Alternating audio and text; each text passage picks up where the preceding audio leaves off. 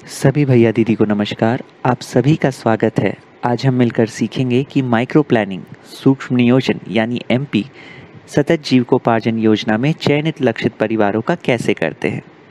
कोई भी लक्षित परिवार का रोजगार चयन करने से पहले उसकी पूर्णतः छोटी छोटी जानकारी साझा की जाती है, जिसको हम माइक्रो प्लानिंग यानी एमपी भी कहते हैं। सतत जीविकोपार्जन योजना के अंतर्गत चयनित लाभार्थियों का सूक्ष्म नियोजन प्रक्रिया विभिन्न चरणों में संपादित की जाती है, जिसे चरणबद्ध तरीके से पूरा किया जाता है। पहला चरण है बाजार सर्वेक्षण, जिसको हम मार्केट सर्वे भी कहते हैं। दूसरा चरण है कॉन्फिडेंस बिल्डिंग यानी क्षमतावर्धन, जिसमें एमआरपी द्वारा चयनित अत्यंत निर्धन परिवारों को पूर्व निर्धारित स्थान पर बुलाकर समूह में चर्चा के माध्यम से उन परिवारों का क्षमतावर्धन किया जाता है।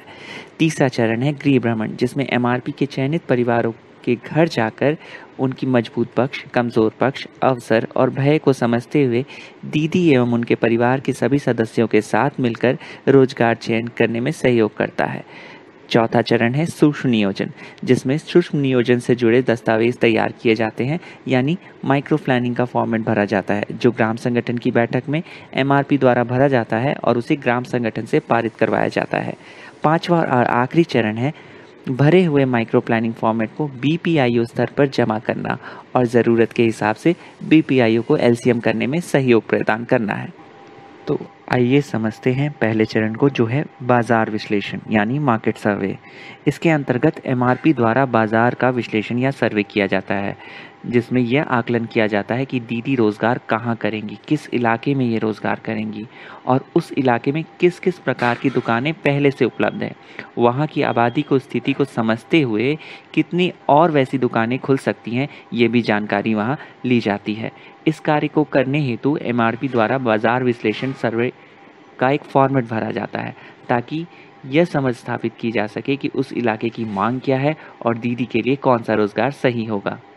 अब जो आप अपने स्क्रीन पर देख रहे हैं वो मार्केट सर्वे का एक फॉर्मेट है, जिसमें उदाहरण के लिए सासाराम के सासाराम पंचायत के वार्ड नंबर 1 में किस किस प्रकार की दुकानें हैं। वहाँ किराना दुकान है, स्टेशनरी दुकान है, रेडीमेड चाय नाश्ता इत्यादि दुकान है।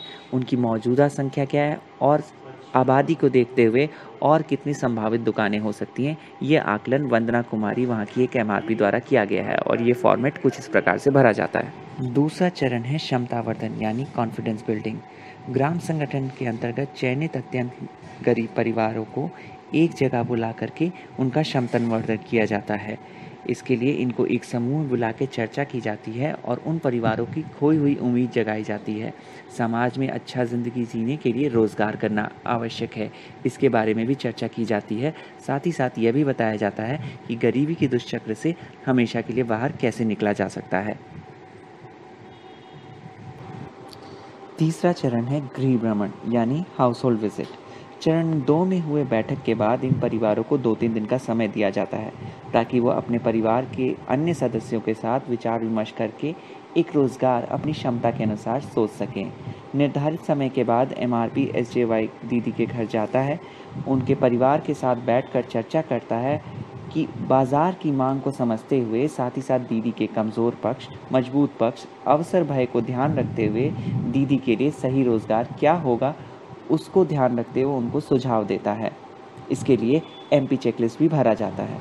अभी जो आप अपने स्क्रीन पर देख रहे हैं वो एक एमपी चेकलिस्ट फॉर्मेट है। उदाहरण के लिए हमारी वंदना कुमारी एमआरपी लक्षित परिवार सरोज देवी के घर जाती हैं, उनकी मूलभूत जानकारी लेती हैं और यह समझती हैं कि दीदी का पहले से क्या अनुभव था, क्या रोज़गार वो करना चाहती हैं, नए रोज़गार में उनकी रुचि कितनी है, किस जगह वो रोज़गार करेंगी, कैसे सामान खरीदेंगी, कहाँ से सामान लाएंगी, उनकी उम्र कितनी है।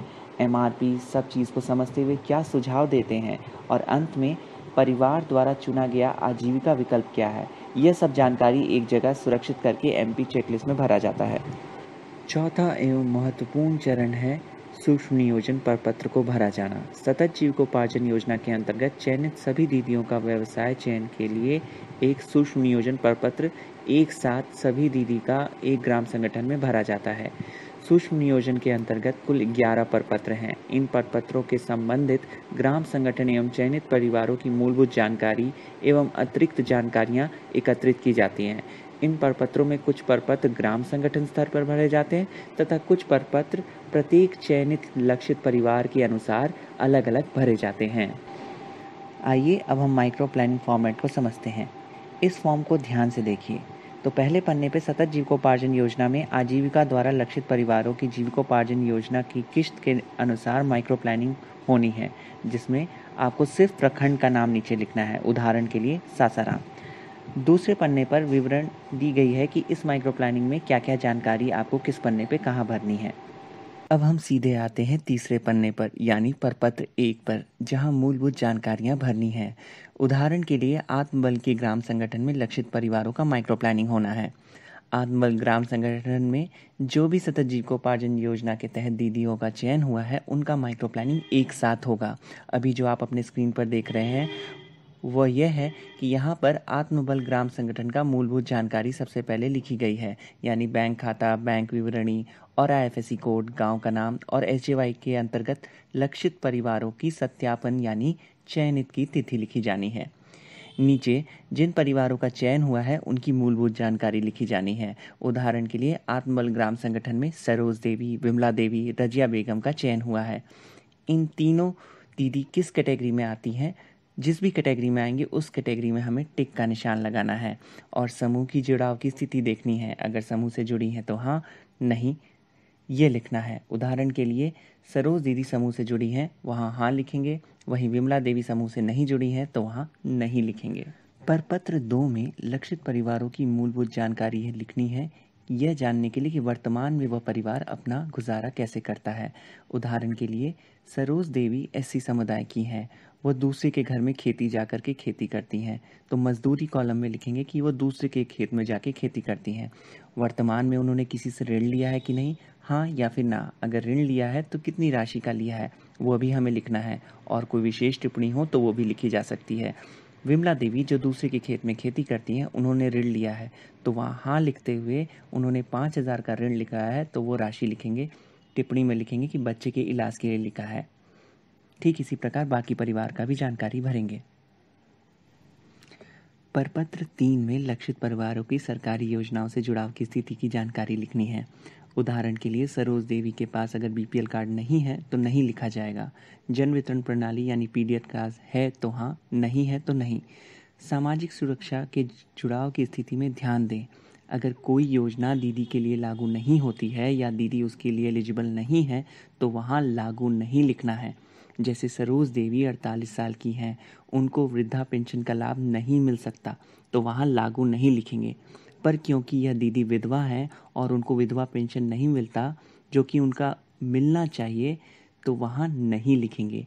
ठीक इसी प्रकार विकलांगता पेंशन में लागू नहीं लिखेंगे क्योंकि सरोज देवी विकलांग नहीं है। इसी प्रकार आगे की योजनाओं को देखते हुए और जुड़ाव की स्थिति को समझते हुए हाँ, नहीं या लागू नहीं लिखेंगे। प्रपत्र 4 में दीदी के बैंक खाता, आधार कार्ड संख्या एवं अन्य पहचान पत्र जैसे वोटर आईडी, जॉब कार्ड या राशन कार्ड के नंबर की जानकारी अच्छे से भरनी है। जिस दीदी के पास बैंक खाता या आधार कार्ड नहीं है, उस दीदी का आधार कार्ड और बैंक खाता खुलवाने में सहयोग करना है। याद रहे, दीदी की जन्म की तिथि आधार कार्ड से मिला करके ही लिखनी है और बैंक खाता और आधार कार्ड की जानकारी का एक छाया प्रतिलिपि भी लेना है। प्रपत्र 5 में लक्षित परिवार की जीविकोपार्जन संबंधित मांग को अच्छे से भरना है। उदाहरण के लिए सरोज देवी ने चाय नाश्ता का दुकान की मांग की है, तो माइक्रो एंटरप्राइज या व्यापार के कॉलम में चाय नाश्ता लिखेंगे और पशुपालन और कृषि के कॉलम को खाली छोड़ देंगे। राशि की मांग 20,000 लिखेंगे क्योंकि दीदी ने सूक्ष्म रोजगार यानी व्यापार करने का निर्णय लिया है। वहीं विमला देवी ने पशुपालन यानी बकरी पालने का निर्णय लिया है, तो पशुपालन के कॉलम में बकरी की संख्या 4 लिखेंगे, जिसकी राशि की मांग 16,000 भरेंगे। इसी प्रकार रजिया बेगम की मांग को भी हम भरेंगे। प्रपत्र 6 में लक्षित परिवार एवं ग्राम संगठन के बीच समझौता होना है। यहाँ पर लक्षित परिवार जिनको जीविकोपार्जन दिया जा रहा है, वो यह वादा करते हैं कि उनके परिवार द्वारा दिए गए स्थानांतरित संपत्तियों का दुरुपयोग नहीं किया जाएगा और ग्राम संगठन की अनुमति के बिना इन संपत्तियों को नहीं बेचा जाएगा। लक्षित परिवार इस प्रपत्र पर हस्ताक्षर करेंगे और ग्राम संगठन के सचिव एवं अध्यक्ष का हस्ताक्षर होगा। साथ ही साथ ग्राम संगठन का मुहर भी लगाया जाएगा। प्रपत्र 7 में ग्राम संगठन एवं मास्टर रिसोर्स पर्सन के द्वारा टिप्पणी लिखी जाती है, जहां सरोज देवी, विमला देवी और रजिया बेगम द्वारा चुने गए रोजगार के बारे में संक्षिप्त टिप्पणी लिखी जाती है, जिसमें नीचे ग्राम संगठन के सचिव एवं अध्यक्ष का हस्ताक्षर होता है। साथ ही साथ मास्टर रिसोर्स पर्सन का भी हस्ताक्षर किया जाता है। वही प्रपत्र 8 में परियोजना के द्वारा अनुशंसा की जाती है, जहां बीपीआईयू की अनुशंसा होती है। बाद में प्रखंड परियोजना प्रबंधक का हस्ताक्षर इसी प्रपत्र पे होता है। प्रपत्र 9 एक महत्वपूर्ण प्रपत्र है, जहां प्रखंड इकाई की अनुशंसा का संक्षिप्त जानकारी जिला इकाई को इस प्रपत्र के माध्यम से भेजी जाती है, जहां प्रखंड, जिला, ग्राम संगठन एवं अन्य महत्वपूर्ण जानकारी एवं लक्षित परिवार की जानकारी यहाँ साझा की जाती है। और यह भी देखा जाता है कि कौन कौन से परिवार उस ग्राम संगठन के अंदर चयनित हुए और उनका अनुमोदन किया गया और क्या राशि उनकी मांग है। उदाहरण के लिए सरोज देवी का अगर आधार कार्ड है तो वहाँ हाँ लिखेंगे। सभी परिवारों को अंतराल राशि 7,000 दी जानी है, इसलिए इस फॉर्म के बीच में लिखा गया है। सरोज देवी द्वारा माइक्रो इंटरप्राइज यानी चाय नाश्ता चुना गया है, तो माइक्रो इंटरप्राइज कॉलम में वहाँ मांग लिखेंगे और उसकी राशि 20,000 लिखेंगे। ठीक इसी प्रकार विमला देवी और रजिया बेगम की मांग को लिखेंगे और अंत में कुल करेंगे। प्रत्येक परिवार को 7,000 की अंतराल राशि है। यहाँ 3 परिवार है, इसलिए 7,000 गुने 3 यानी कुल अंतराल राशि की मांग 21,000 होगी। वहीं जीविकोपार्जन निवेश राशि की मांग 20,000 प्लस 16,000 प्लस 20,000 कुल 56,000 लिखेंगे। इस प्रकार इस ग्राम संगठन में सतत जीविकोपार्जन योजना के लिए कुल 77,000 की राशि मांग बीपीआईओ द्वारा डीपीसीयू को भेजी जाएगी और नीचे प्रखंड परियोजना प्रबंधक एवं एसजेवाई नोडल पदाधिकारी के हस्ताक्षर होंगे। प्रपत्र 10 यह एक घोषणा प्रपत्र है, जहां लक्षित परिवार यह घोषणा करता है कि उन्हें कितने रुपए की जीविकोपार्जन संबंधित संपत्ति या फिर अंतराल राशि दी गई है। जितनी भी राशि का उन्होंने प्रयोग कर लिया है उतना ही राशि लिखते हुए उन लक्षित परिवार यह घोषणा करते हैं कि यह राशि उन्होंने उपयोग कर लिया है, जिसे उपयोगिता प्रमाण पत्र अर्थात यूसी भी कहते हैं। यह प्रपत्र तभी भरा जाएगा जब लक्षित परिवार के द्वारा उन राशि का उपयोग कर लिया गया हो और इस घोषणा पत्र पर लक्षित परिवार हस्ताक्षर करते हैं। उदाहरण के लिए सरोज देवी के यहाँ हस्ताक्षर आप स्क्रीन पर देख रहे हैं। आखिरी प्रपत्र है मांग की गणना। कोई भी रोजगार चलाने के लिए उसमें अचल, चल या विविध खर्च होते हैं। उसकी गणना 6 महीने के हिसाब से एमआरपी को कर लेनी है। अचल संपत्ति वह संपत्ति होती है जो रोजगार करने में सहयोग देती है। इसे रोज बेचा खरीदा नहीं जाता। उदाहरण के लिए सरोज देवी की चाय नाश्ता की दुकान है, तो इसमें अचल संपत्ति गैस चूल्हा, तराजू इत्यादि होंगे, जिसका अनुमानित दाम लिख लेना है। ठीक इसी प्रकार इस दुकान में चल संपत्ति होगी। चल संपत्ति वह संपत्ति होती है जिसे रोज बेचा खरीदा जाता है ताकि दुकान में मुनाफा हो सके। इसे पूंजी भी कहा जाता है। उदाहरण के लिए सरोज देवी की दुकान में अचल संपत्ति आटा, मैदा, रिफाइंड इत्यादि होंगे, जिसका अनुमानित दाम 6 महीने के हिसाब से लिख लेना है।